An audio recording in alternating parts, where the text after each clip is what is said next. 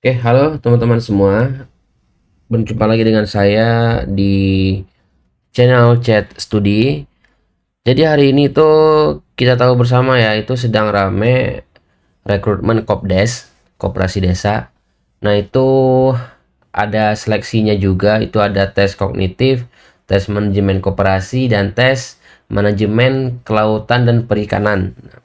Jadi di video kali ini saya akan bahas 10 soal tes manajemen koperasi 5 soal, tes manajemen perikanan dan kelautan 5 soal, teman-teman ya. Oke, jadi langsung aja kita mulai ya. Ini di sini sebelumnya aku pengen cerita dulu ya. Ini soal aku ambil dari tryout Chat Studi. Jadi Chat Studi ini itu ngeluarin tryout ya, itu 150 soal. Oke, bisa kita lihat di sini langsung aja di webnya chatstudi.com. Nah, ini dia. Nah, ini ada tryout seleksi Kopdes. Ini gratis, teman-teman, ya gratis. Juga teman-teman bisa bayar ya, versi premium itu 20.000, itu udah plus pembahasan. Nah, jadi bisa lihat tryout di sini. Nah, itu ada 150 soal yang harus diselesaikan dalam waktu 100 menit gitu ya. Dan ini tuh menguji kecepatan, ketepatan, dan strategi di bawah tekanan waktu, ya gitulah. Dan juga ada tes kognitif, logika, numerik verbal, tes manajemen koperasi, tata kelola, keuangan, dan pengembangan usaha, serta tes manajemen kelautan dan perikanan, yaitu pengelolaan potensi ekonomi desa berbasis sektor perikanan. Oke, langsung aja teman-teman. Jadi nomor 1 sampai nomor 50 kita nggak bahas ya. Yang kita bahas itu adalah nomor 51 sampai dengan nomor 150. Jadi kita pilih aja nih 5 soal untuk tes manajemen koperasi, 5 soal untuk tes manajemen kelautan dan perikanan. Oke, kita mulai dari tes kemampuan koperasi dulu. Nah, ini kita acak aja. Ini aku pilih nomor 56. Oke, di sini di awal ini ada ininya ya. Ini topiknya gitu, distribusi sisa hasil usaha. Dalam anggaran dasar Kopdes disebutkan bahwa SHU dialokasikan untuk jasa modal dan jasa anggota. Pak Budi adalah anggota yang memiliki simpanan modal sangat besar di Kopdes. Namun, ia hampir tidak pernah berbelanja atau bertransaksi di unit usaha Kopdes. Bagaimana gambaran penerimaan SHU atau sisa hasil usaha Pak Budi di akhir tahun? Oke. Nah, ini ada 5 pilihan jawaban ya. Pilihan jawaban pertama itu Pak Budi akan menerima SHU yang sangat besar dari jasa anggota dan jasa modal. Pilihan B, Pak Budi tidak akan menerima SHU sama sekali karena koperasi bukan tempat mencari untung dari modal. Pilihan ketiga, Pak Budi akan menerima porsi SHU jasa modal yang besar, namun porsi SHU jasa anggotanya sangat kecil atau nol. Pilihan D, Pak Budi akan menerima SHU yang dibagikan secara sama rata, flat, dengan seluruh anggota lainnya. Pilihan terakhir, yang E, Pak Budi harus dikenakan denda pemotongan modal karena tidak pernah berbelanja. Oke, ini kita cek pembahasannya. Oke, nah pembagian SHU koperasi menjunjung asas keadilan proporsional, bukan kesamaan rata. Nah, itu perlu diingat teman-teman ya, di garis bawahi. Ini sebuah pengetahuan gitu ya. Jadi pembagian SHU ini itu dia mempunyai asas keadilan, jadi bukan sama rata gitu. Jadi SHU jasa modal diberikan berdasarkan rasio simpanan anggota terhadap total simpanan koperasi. Karena simpanannya besar, porsi jasa modal Pak Budi besar. Namun SHU jasa anggota diberikan berdasarkan rasio transaksi atau partisipasi aktif anggota. Nah, karena ia tidak pernah bertransaksi, ia tidak akan mendapatkan porsi jasa anggota. Nah, maka jawaban yang benar adalah yang C. Nah, jadi berdasarkan asas tadi itu, maka jawabannya Pak Budi akan menerima porsi SHU jasa modal yang besar, namun porsi SHU jasa anggotanya sangat kecil atau nol gitu ya, karena tidak pernah bertransaksi. Oke. Selanjutnya teman-teman kita coba ke nomor 58. Nah, di sini manajemen konflik organisasi. Nah, itu topiknya. Ini kita masih di tes manajemen Kopdes. Terjadi ketegangan antara kedua pengurus Kopdes dengan manajer unit usaha. Ketua Kopdes sering mengintervensi urusan teknis sehari-hari, seperti harga eceran harian dan jadwal shift kasir, sehingga manajer merasa tidak memiliki ruang profesional. Secara tata kelola kelembagaan yang baik, good corporate governance. Ya, nah ini terkait dengan tata kelola. Solusi dari masalah ini adalah, nah pilihan pertama, manajer harus selalu tunduk patuh karena ketua pengurus adalah bos pemilik perusahaan.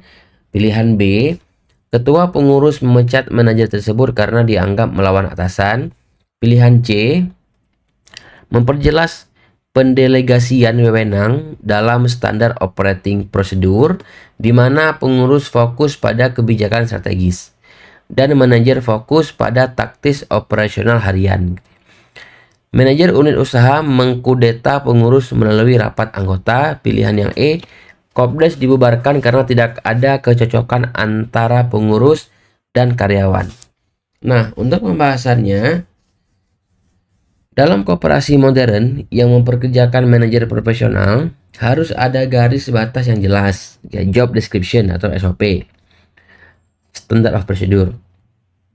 Pengurus berfungsi merumuskan kebijakan makro atau strategis, ya, arah bisnis, rencana kerja, ya, sedangkan manajer diberi wewenang penuh untuk melaksanakan taktis operasional harian tanpa micromanagement yang berlebihan dari pengurus. Hal ini menegakkan asas profesionalisme, teman-teman. Jadi jawaban yang tepat adalah yang C, ya. Memperjelas pendelegasian wewenang dalam standar operating procedure, di mana pengurus fokus pada kebijakan strategis dan manajer fokus pada taktis operasional harian. Nah, oke, selanjutnya coba kita ke nomor 60. Oke, di sini tentang jati diri koperasi pendidikan. Dalam laporan rencana anggaran, pendapatan dan belanja koperasi, pengurus Kopdes selalu mengalokasikan 5% dari SHU untuk dana pendidikan. Beberapa anggota protes dan meminta dana tersebut dihapus agar pembagian SHU tunai lebih besar. Alasan paling kuat mengapa dana pendidikan sangat vital bagi Kopdes adalah, pilihan A, untuk membiayai sekolah anak-anak dari ketua pengurus koperasi. Pilihan B, karena dana pendidikan adalah pajak wajib yang ditarik oleh Kementerian Koperasi untuk membangun gedung sekolah dasar di desa tersebut secara mandiri, merupakan penerapan prinsip perkoperasian kelima, yaitu untuk meningkatkan kapasitas SDM, anggota, melatih pengurus atau pengawas, dan mencetak kaderisasi generasi muda desa yang paham koperasi. Pilihan E, untuk memberikan beasiswa kepada seluruh warga desa tanpa terkecuali. Oke, kita cek pembahasannya.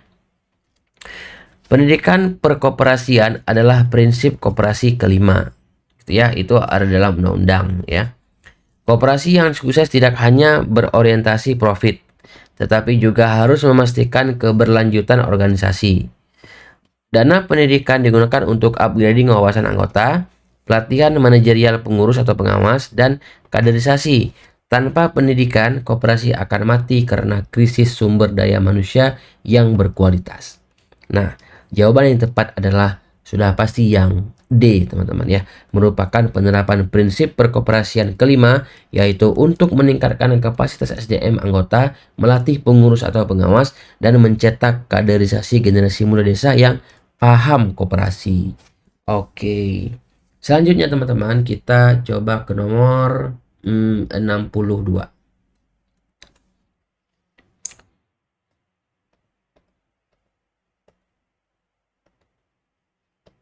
Oke, nomor 62. Nah, syarat keanggotaan koperasi. Koperasi dibentuk berdasarkan asas kesukarelaan. Namun demikian, Seorang warga desa yang ingin bergabung menjadi anggota sah Kopdes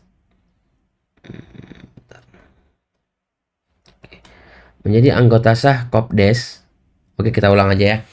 Nah, koperasi dibentuk berdasarkan asas kesukarelaan. Namun demikian, seorang warga desa yang ingin bergabung menjadi anggota sah Kopdes harus memenuhi kewajiban finansial awal. Kewajiban yang menjadi syarat mutlak dan sahnya status keanggotaan seseorang, serta tidak dapat ditarik selama masih menjadi anggota adalah, sini pilihan A, simpanan wajib, pilihan B, simpanan sukarela, pilihan C, simpanan berjangka deposito, pilihan D, simpanan pokok, pilihan E, membayar uang pelicin kepada pengurus. Oke, kita cek pembahasannya teman-teman. Simpanan pokok adalah, karena ini terkait dengan simpanan pokok ya. Jadi kita terkait dengan ini simpanan atau keanggotaan koperasi. Nah, maka pembahasannya itu kita lihat dulu di sini karena pada pilihan jawabannya itu ada simpanan pokok. Jadi itu sejumlah uang yang sama banyaknya yang wajib dibayarkan oleh anggota kepada koperasi pada saat masuk menjadi anggota. Nah, itu ada undang-undangnya nomor 25 tahun 92.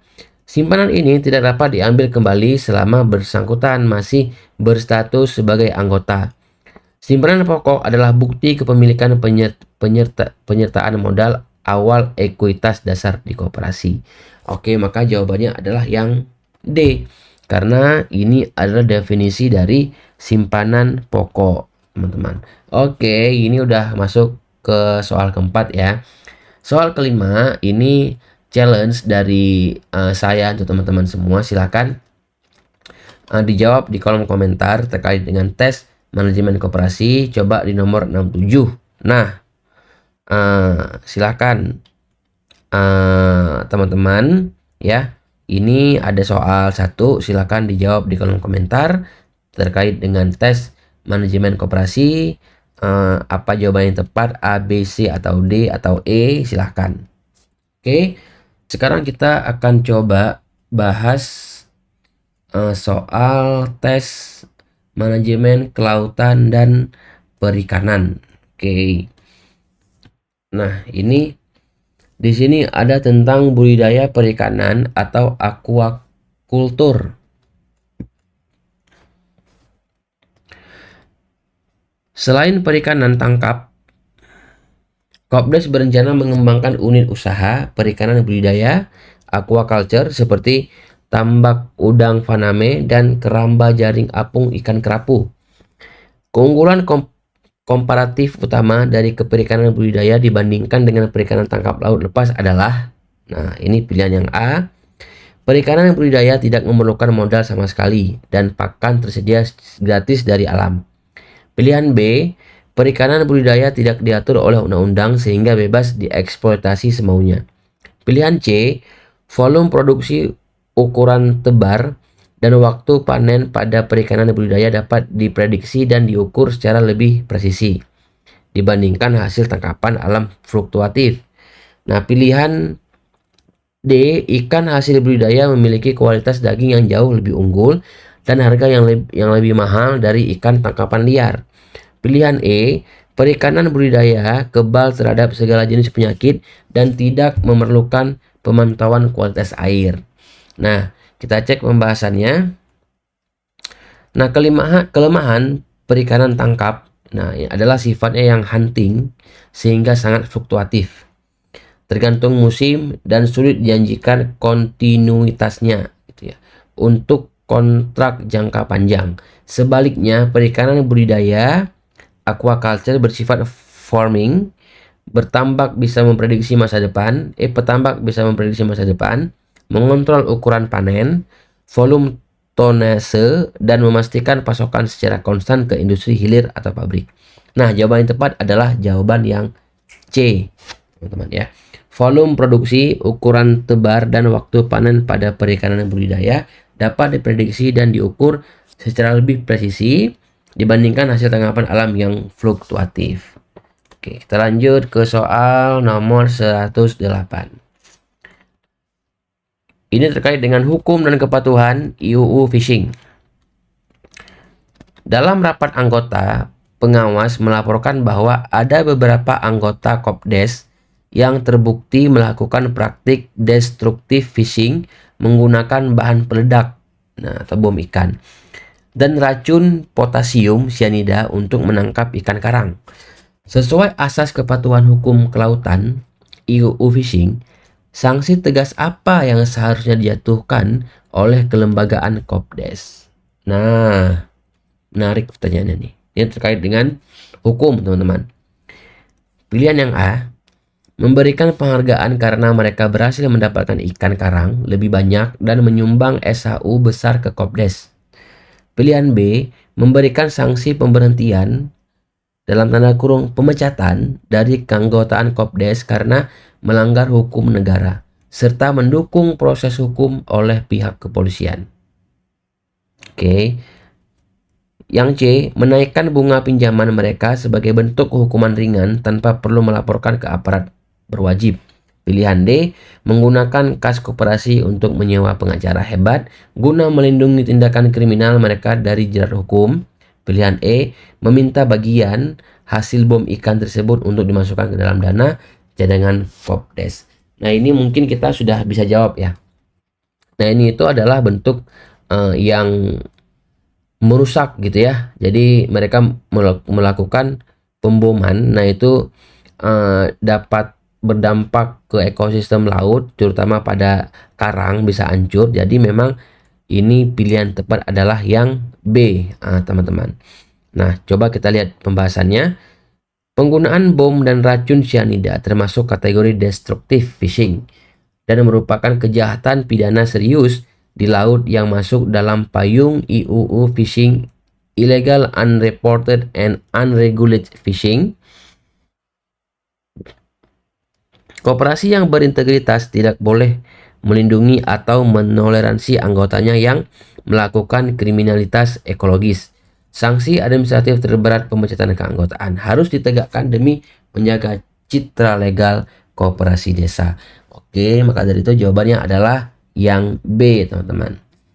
Oke, kita lanjut ke soal ketiga, itu di nomor 110. Oke. Nah, ini terkait dengan standarisasi mutu ekspor CPIB ya. Oke, soalnya Kopdes berambisi menembus pasar ekspor untuk komoditas ikan tuna segar. Namun, eksportir menolak komoditas tuna dari Kopdes tersebut karena nelayan sering menaruh ikan tuna langsung di atas geladak kapal yang kotor, tidak membuang insangnya dengan benar, dan suhu es tidak memadai. Standarisasi operasional apa yang belum diterapkan oleh nelayan anggota Kopdes tersebut? Pilihan A, cara budidaya ikan yang baik. Pilihan B, sertifikasi halal MUI. Pilihan C, sertifikat keselamatan kapal nelayan. Pilihan D, cara penanganan ikan yang baik dan standar rantai suhu dingin di atas kapal. Pilihan E, sertifikat bebas utang dari perbankan nasional. Nah, kita lihat dulu pembahasannya. Pasar perikanan internasional, terutama ekspor tuna segar atau sashimi grade ke Jepang atau Eropa, mensyaratkan traceability, keterlacakan, dan penanganan mutu sejak dari hulu atau dari kapal nelayan. Dokumen dan praktik ini disebut CPIB, cara penanganan ikan yang baik. Praktek CPIB meliputi mematikan ikan dengan metode ikejim, pembuangan darah insang jeroan yang higienis, menempatkan ikan tidak bersentuhan langsung dengan lantai, dan suhu siling es yang stabil untuk mencegah histamin beracun. Nah, jadi jawaban tepat adalah yang D, teman-teman ya. Cara penanganan ikan yang baik dan standar rantai suhu dingin di atas kapal. Oke, lanjut ke pertanyaan selanjutnya. Kita coba ke nomor 114, 113. Oke. Value added, pengolahan hasil laut. Kopdes mendapati bahwa saat panen ikan lemuru, harganya sangat murah. 5.000 per kilogram. Karena jumlahnya sangat melimpah, oversupply, namun ini harga 5.000 karena jumlahnya sangat melimpah teman-teman ya, karena sudah oversupply jadi harganya sangat murah. Namun jika dijual dalam bentuk ikan kaleng, harganya bisa melonjak tinggi dengan masa simpanan bertahun-tahun. Upaya Kopdes membangun pabrik pengalengan berskala menengah disebut sebagai strategi. Pilihan A, hilirisasi dan penciptaan nilai tambah, value add creation, pada produk perikanan. Monopoli perdagangan ikan laut dangkal secara sepihak, eksploitasi tenaga kerja nelayan kecil yang secara masif, predatory pricing, banting harga merugikan kompetitor.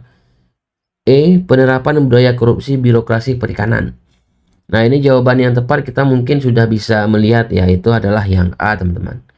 Nah, jadi untuk pembahasannya itu, hilirisasi industri perikanan adalah proses pengelolaan bahan mentah menjadi produk akhir atau setengah jadi yang siap konsumsi. Proses pengalengan, pengasapan, atau pembuatan abon ikan akan mengubah komoditas yang mudah busuk dan berharga murah menjadi komoditas awet yang memiliki margin ekonomi tinggi. Proses ini dinamakan penciptaan nilai tambah, value add, teman-teman. Jawabannya adalah yang A. Oke. Lanjut ke pertanyaan nomor 5. Ya, ini oke, ini ya. Jadi pertanyaan terakhir ini silakan teman-teman jawab di kolom komentar. Ini terkait dengan tes manajemen kelautan dan perikanan. Jadi ini ada 2 soal yang teman-teman harus jawab. Silakan jawab di kolom komentar. Nanti teks pertama itu untuk jawaban tes manajemen Kopdes, di baris atau di sebelahnya itu untuk jawaban tes manajemen kelautan dan perikanan. Oke teman-teman semua, itu aja ya pembahasan kita soal pada video ini. Semoga bermanfaat untuk teman-teman semua dan semoga teman-teman semua lulus tes sesuai dengan keinginan teman-teman. Oke, terima kasih.